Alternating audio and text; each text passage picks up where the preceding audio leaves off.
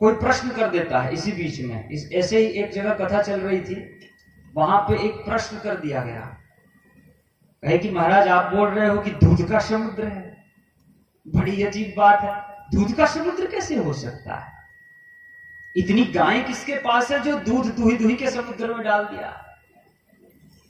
मैंने कहा अच्छा प्रश्न किए, दूध का समुद्र भी है, दिखता नहीं। उसका दूसरा प्रश्न था दूध का समुद्र है, रहते दिख जाए तो मान भी ले, दिखता भी तो नहीं। ये बड़े अचरज की बात है। हमारे पृथ्वी में कहीं दूध का तालाब नहीं है, समुद्र तो दूर की बात है। मदिरा का समुद्र बोल रहे हो महाराज, ऐसा कैसे हो सकता है? भगवान के लिए क्या असंभव है? सबसे बड़ा प्रश्न, ऐसे जो दीर्घ बुद्धि वाले जीव होते हैं उनसे सबसे पहले प्रश्न करें कि भगवान के लिए क्या असंभव है? क्या दूध केवल गाय देती है? कनेर के पेड़ को काट के देखना, दूध निकलता है उससे, निकलता है कि नहीं? कनेर के पेड़ से। और वो जो कांटा वाटा गड़ जाते हैं तो एक पेड़ होता है ना, क्या उसका दूध लगाते हैं, आंख का, आंख से भी दूध निकलता है। तो भाई कहीं ये तो नहीं लिखा कि गाय के दूध का समुद्र है? तो जो भगवान गाय में भी दूध निकाल देता है, जो भगवान हर स्तनपोषी जीव में दूध उत्पन्न करता है, वही भगवान हर वृक्ष में भी, कई प्रजातियों के वृक्षों में भी दूध उत्पन्न कर देता है।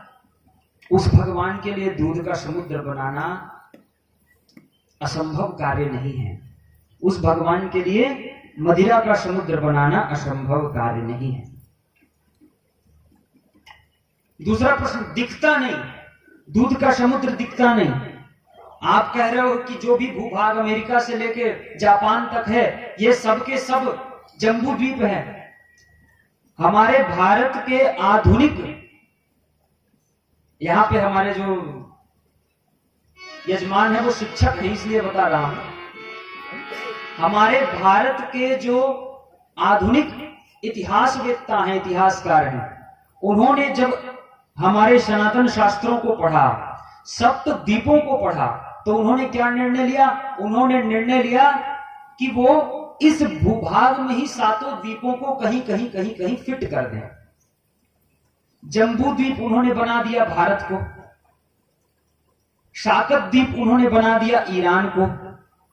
यहीं पे प्रश्न उठता है, शाकत द्वीप समुद्र से घिरा हुआ है चारों तरफ से, ईरान में कहां समुद्र है भैया? ये तो बताओ। ईरान में तो समुद्र ही नहीं है। ईरान से यदि हम भारत आए तो समुद्र नहीं पड़ता, लेकिन शाकत द्वीप से यदि आप जम्बू द्वीप आओ तो आपको 2-3 समुद्र निकल के आना पड़ेगा। तो आखिर ये द्वीप है कहां? इसको कोई शोध नहीं कर पाया, लेकिन जो शास्त्रों का अध्ययन करता है उसके पास इसका उत्तर है। क्योंकि जो शास्त्र का अध्येता है वो शास्त्र के एक एक वाक्य की स्मृति रख लेता है। इसका वर्णन भविष्य पुराण में आता है। भविष्य पुराण के अनुसार कलयुग में जम्बू द्वीप के अतिरिक्त और क्षार समुद्र, नमकीन पानी के समुद्र के अतिरिक्त अन्य समस्त द्वीप अर्थात 6 द्वीप और 6 समुद्र लुप्त हैं, वो दिखेंगे ही नहीं, क्योंकि वहां पे कलयुग नहीं जा सकता। अतएव हम सभी कलयुगी मनुष्य, कलयुगी जीव उस स्थान पे नहीं जा सकते, उन जगहों पे। केवल और केवल जो सिद्ध हैं उन्हीं की गति उन्हीं स्थानों तक है। और ऐसा क्यों हुआ? कारण यह है कि विश्वकर्मा महाराज, उन्होंने एक यंत्र निर्माण किया और उस यंत्र को नमकीन पानी के हमारे इन्हीं समुद्रों में ले जाके छुपा दिया। उसके कारण से, उस यंत्र के प्रभाव से अन्य 6 द्वीप और 6 समुद्र विलुप्त हो गए हैं, लेकिन दिखते नहीं। और हैं कि नहीं, इसका सबसे बड़ा प्रमाण हम बैठे हैं, क्योंकि हम लोग शाकत द्वीप से आए हैं भैया, हम जम्बू द्वीप के रहने वाले नहीं हैं। हम लोग शाकत द्वीप से आए हैं, सूर्य नारायण की पूजा करते हैं, सूर्य नारायण को अपना आराध्य मानते हैं। इसीलिए कहते हैं कि द्वादशात्मा समारंभाम मगाचार्यास्तु मध्यमाम अस्मदाचार्य पर्यंताम वंदे श्री गुरु परंपराम। हम लोगों को मग कहा जाता है, सूर्य के उपासक ब्राह्मण हैं। भविष्य पुराण में ही वर्णन है कि स्वयं भगवान कृष्ण ने सांब महाराज, जो उनके पुत्र थे, जाम्बवती सांब, इसकी कथा हम आगे श्रवण करेंगे, उनको जब कुष्ठ रोग हुआ था तो हमको वहां से वो उठा के ले आए थे, हमारे पूर्वजों को गुरु जी महाराज में बिठा के मंगाया गया।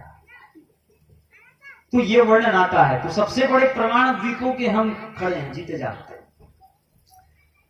जम्बू द्वीप के यहाँ के ब्राह्मण और हम में एक अंतर है, हम लोग समान नहीं है, कभी समान मत समझिएगा।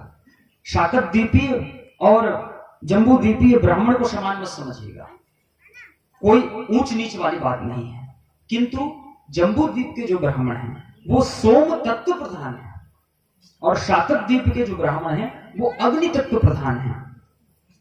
अग्नि स्वरूप श्री सूर्य नारायण से उनका प्रादुर्भाव है। तो इस कारण से, उस यंत्र के कारण से ही हम अन्य द्वीपों तक पहुंच नहीं सकते, हमारी गति नहीं है महाराज। भविष्य पुराण में कथा आई है कि कुछ म्लेच्छ लोगों ने, कुछ विधर्मी लोगों ने उस यंत्र का पता लगा लिया था, और उस यंत्र को तोड़ करके, विश्वकर्मा के यंत्र को तोड़ करके मेरु पर्वत में चढ़कर वो सीधे ब्रह्मलोक को जाने लगे थे। इंद्रदेव को पता चला तो उन्होंने विश्वकर्मा को बताया, विश्वकर्मा ने जाकर के फिर से उस यंत्र को सुधारा। ये घटनाक्रम इतना छोटा है कि केवल 2-3 श्लोकों में ही लिखित है, और भविष्य पुराण के अतिरिक्त और किसी ग्रंथ में प्राप्त नहीं होगा।